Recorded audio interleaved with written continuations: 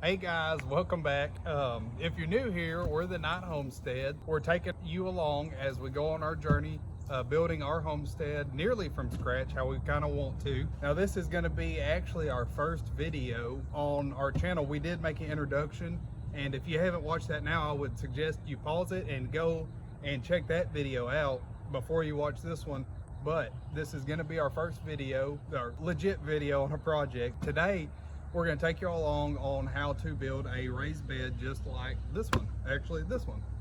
So anyways, let's go.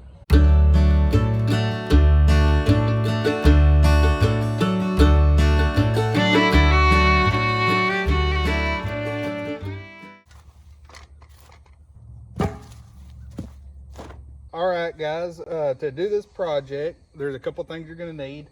You're going to need, for the 4x8 by 16 inches tall approximately bed we're going to build, we need 9 cedar fence pickets. These are 8 foot.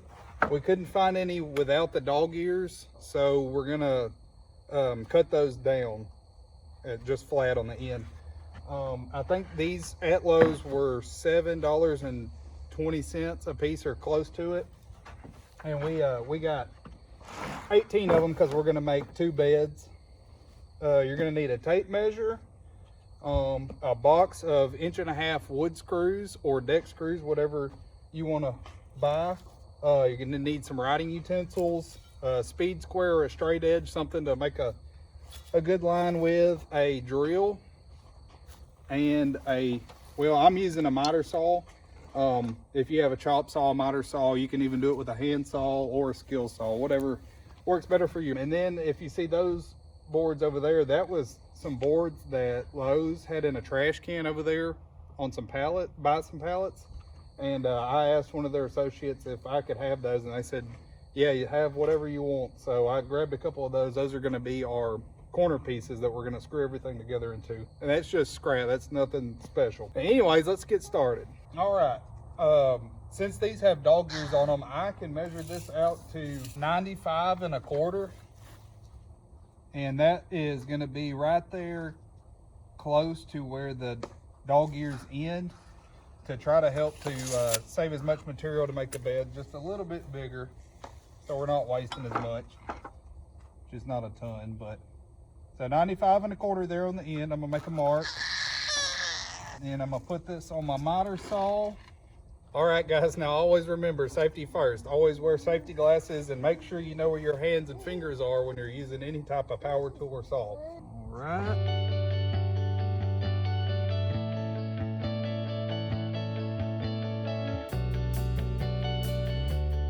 And the reason we're using cedar is because it's natural rot resistance. The reason we're doing fence pickets is because I priced doing same size raised beds out of dimensional cedar lumber. It was going to be ungodly what it was going to cost to build it out of that for the same bed.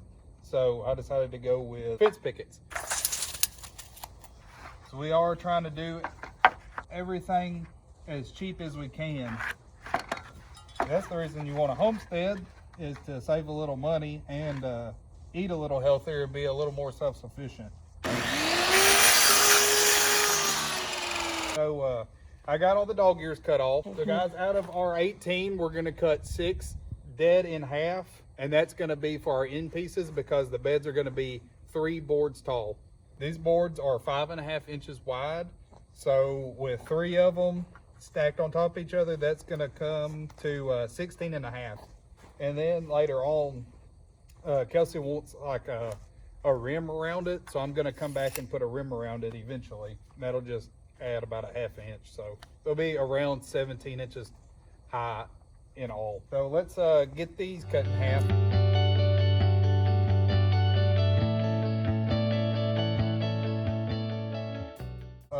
That's going to put us at 16.5 on total height. So I'm going to cut our corner pieces at 16.5, and we're going to need 8 of them. Well, 8, probably be better to put 2 in the middle. We'll see. Now, since these were just some scrap pieces, there are some big staples in them that come off the banding machine. You want to make sure you're not cutting into those with your saw, because you're going to mess your saw blade up.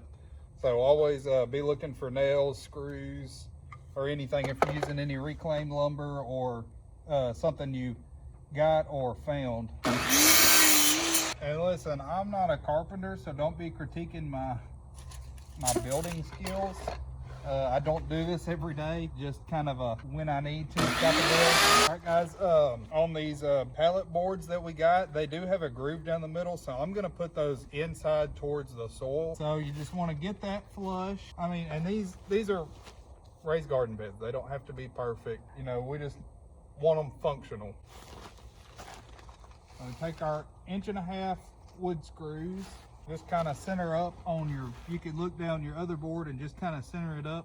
Now you do want to come in a little bit because you don't want to split your board being too close to the end when you run that screw in there. I'm gonna put 3 on either side because I don't want these boards coming off when we put a bunch of weight in there.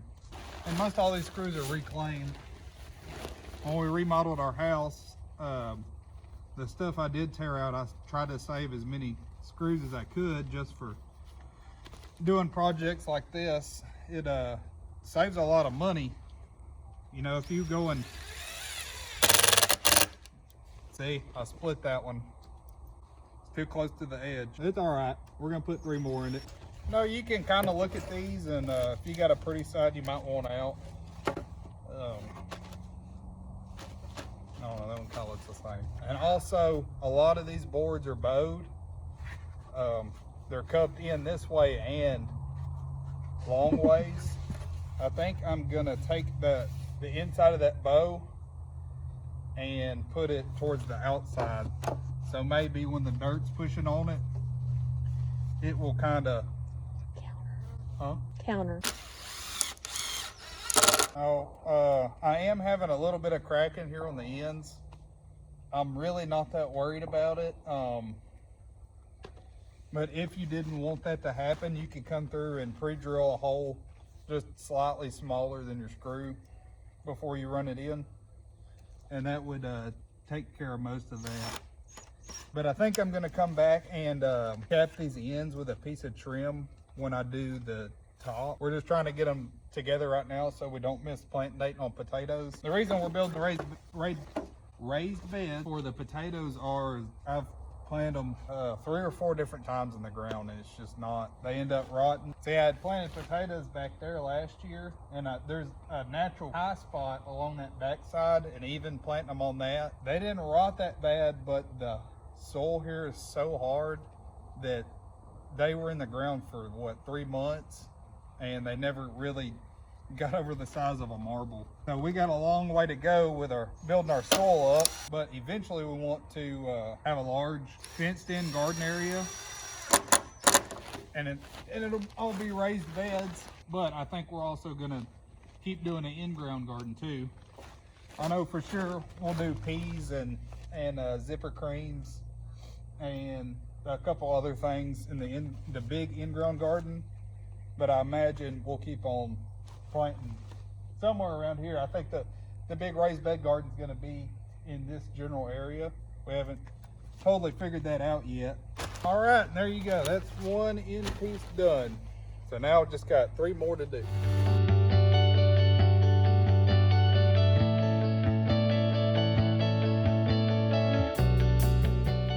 All right, guys, I got all 4 end pieces done, and now we're going to start putting on the long runs. So you could do this yourself, but it would be a pain in the back. I got Kelsey to hold one end up. Well, I'll hold this end.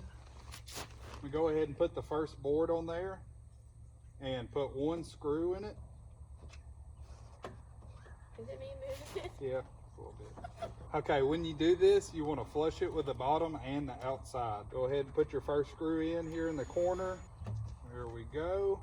Now I'm going to come down to Kelsey's end. Looks like she's struggling a little bit.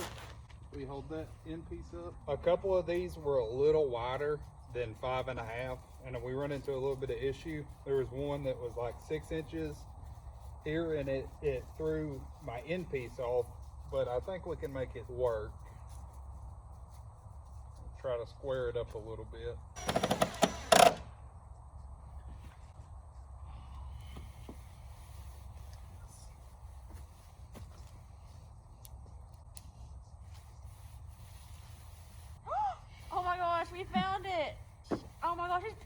funny. I was gonna show you it's an earthworm, not a nail. I don't want to lose a screw in the yard and pop a tire. There it is.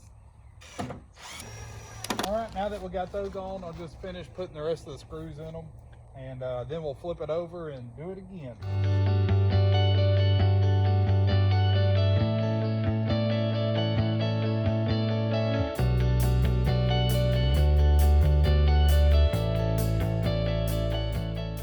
Hey guys, got done with the first one here. Did notice a couple problems with these fence pickets because they're so long and they're pretty thin. They're 1/2 inch thick.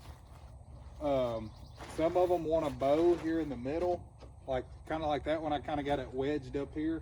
I think I'm going to come back and put a runner down the middle here on the long sections, and see that one's bowed that way, and I can maybe pull that back and cinch them down so everything's a little tighter. And you know, these things aren't perfect. They got a couple, the wood is rough cut. They're not totally square, and there's a couple measurements off here and there, but they're functional. We're building them to grow food, not to be lawn ornaments yet. Kelsey's looking at me all side-eyed. But we're gonna get there. I don't think they look that bad. They don't. They look for what we got into them. I guess we're gonna see how long they last. I'm gonna come back and put a couple runners there, and maybe on the ends. I'm not too sure yet. I'm gonna see how it does when we lay it over and look at it. All right, let's get started on the other one. There may be a couple things we need to do. I don't know if we're gonna come back and put a partition on the inside to help hold them together. But we're still in the research and development stage. I think it's beautiful. I love it. I don't even think it needs the rim on the top. Maybe when we build the other ones, but for right now, that's perfect. That's all we needed to hold our compost and dirt. All right, guys. I decided I'm gonna come back and put some runners in here because a couple of them are bowed up and in or out, whichever way. So I'm just gonna cut some more 16.5 inch pieces out of this scrap lumber and put down in there. Now I'm gonna put these runners at dead middle, so that's gonna be 47 5/8, just like our end cut. So I'm gonna put a mark here on the top and find my speed square. I'm gonna run me a line down just so I can mark it down a little farther. Take your runner 16.5 inches long, put that in there and get it flush with the top. It doesn't matter, it could be a little short. Just as long as it goes down and catches all 3 boards, you'll be good. It's not as critical as the end pieces. You just don't want it longer to where it sticks down, because you'll have a high spot then in your middle. All right, go ahead and get you a screw started. Get that flushed. Kind of eyeball it. Doesn't have to be perfect. You look up the top down here and go down, see where your screw will go. Now when you're doing this, you want to make sure you don't need to push any boards down, or make sure they're all in and flat. Now you're going to have to hold that board pretty snug on the inside till that screw catches and it starts sucking to your outside boards here. I think just 2 on these will be good instead of 4 like we did on the ends. Hey, that tightened that up quite a bit. I think that's gonna do a lot. All right, I'm gonna move on to the other side. Pull that one back so you can get a little bit of a mark on it. May have to do a little bit more when we get the soil in it. Don't know just yet. Maybe where I have to come back and add a board going across the middle somewhere down lower, so it's not interfering with our planting zone. Get that centered up. Pretty good there. All right, and that's that for that one.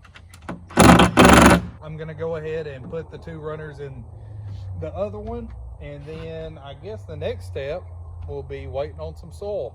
Monday I'm gonna try to go to a local landscaping business here. They sell mushroom compost dirt, what they call it. It's supposedly some pretty good stuff, and I think you can buy a whole truck bed load for like $30 or $35. So that's what I'm gonna do. We're gonna go get a truck bed full of that and put it in here, and then we'll be ready to plant some potatoes and onions. All right guys, I hope you enjoyed that video on how to build this raised bed. We're gonna be growing potatoes in this bed. Let's hope it goes great. Don't know yet. We'll see how that comes along in a couple weeks. I think they've been planted about 7 days, maybe. I think that's about how long. But anyways, we just want to thank y'all so much for coming and watching our video and joining along with us as we go on this journey. We just ask that you like, subscribe, and share our channel so we can reach more people, and maybe we could grow together. All right, well, thank y'all. Bye.